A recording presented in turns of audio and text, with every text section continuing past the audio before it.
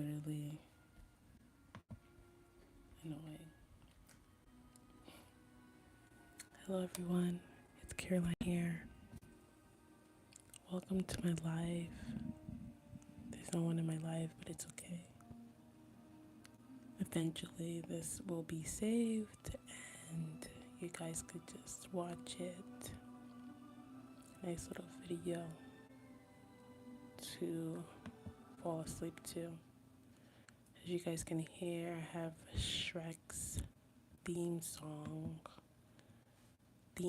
with rain and fireside ambiance in the background as we read some scary stories. I hope you guys are doing well though.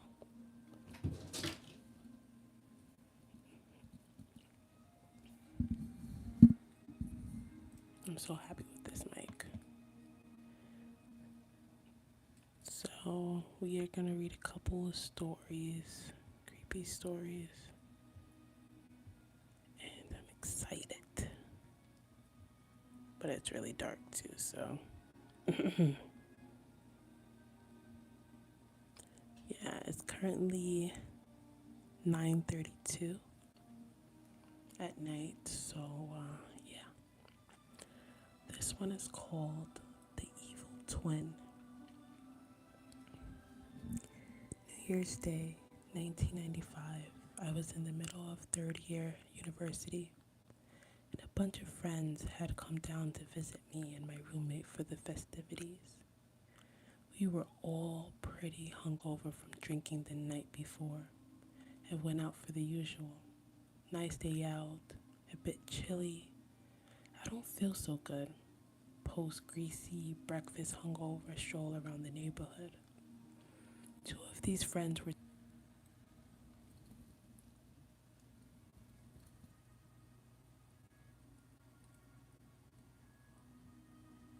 okay, so there's like a little bit of technical difficulties. Okay. Where were we? Okay, I'm sorry. He was pretty normal the night before, joining in the fun. But on this day, we were all hanging around a local basketball court shooting hoops with an old basketball we'd found in the grass.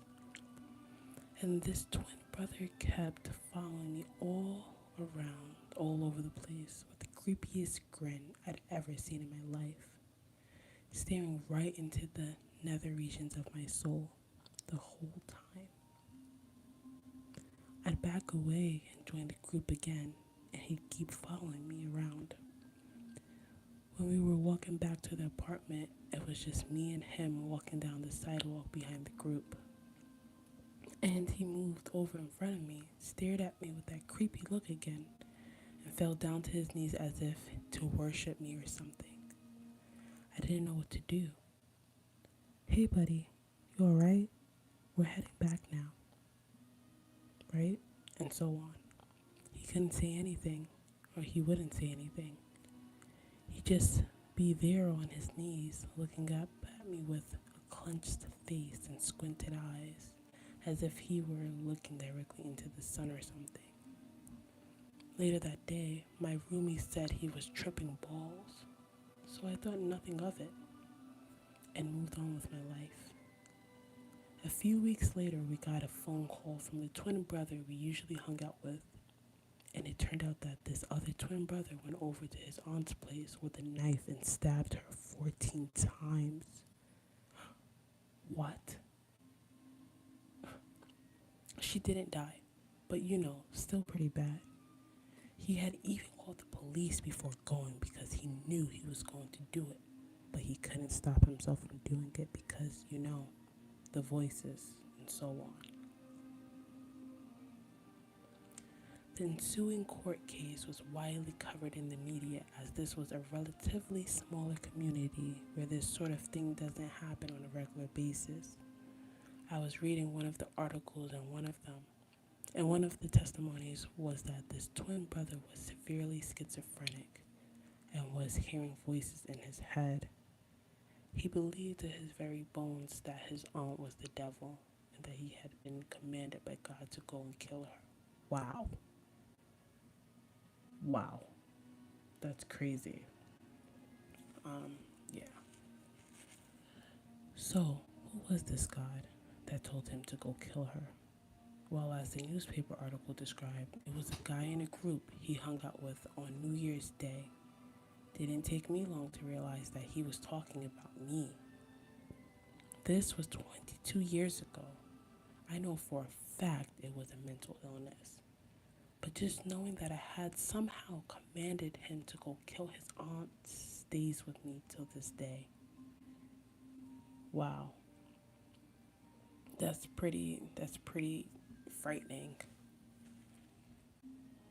I have a family member of mine that is schizophrenic, but that stuff is not easy. Especially like I know there's like medication and stuff for it, and my family member they're on medication, so they're fine. But that is just really real and deep, and it's scary. Yeah. How you guys doing? I know there's nobody in the chat, but it's okay.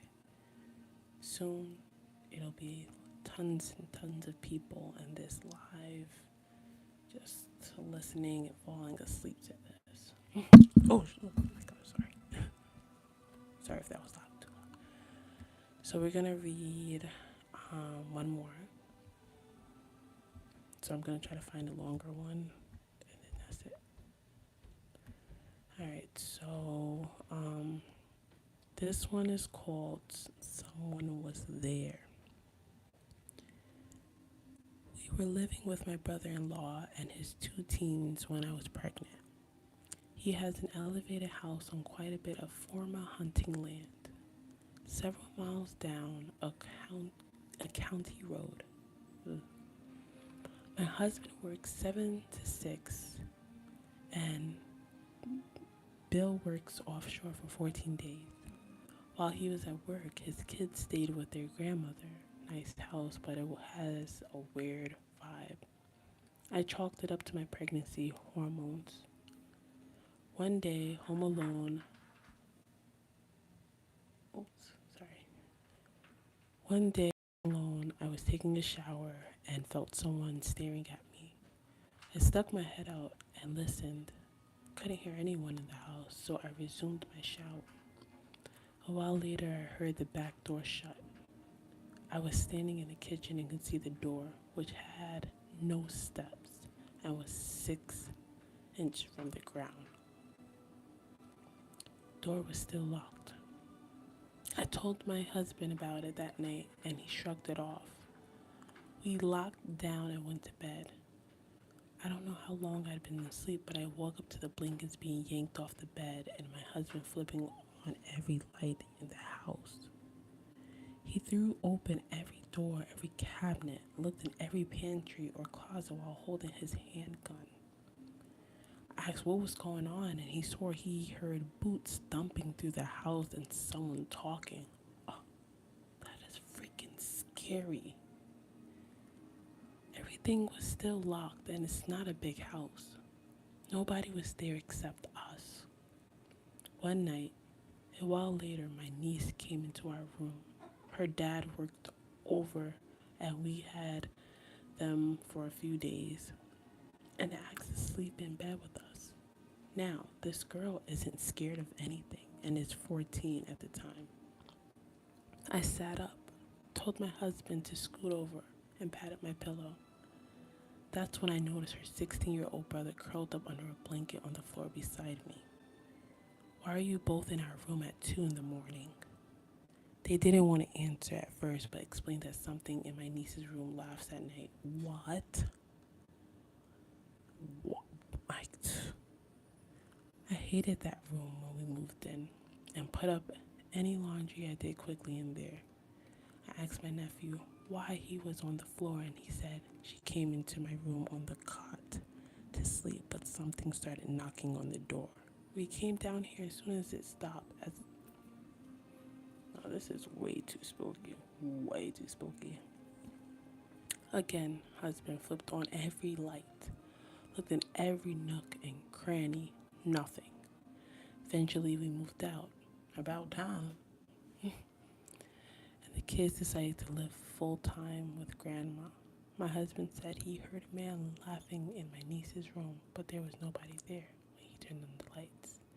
It scared the out of him. Wow. Those two stories were pretty spooky, very scary. Um, yeah. But yes, you guys, I hope you guys did enjoy this little ASMR spooky tale before you guys go to bed. Good thing this will be saved so you guys can always look back at it. Sorry for the little noise in the background. My cat is like all over the place. But I do really enjoy making these videos for you guys. I really appreciate the support. Love you all. Please stay mysterious.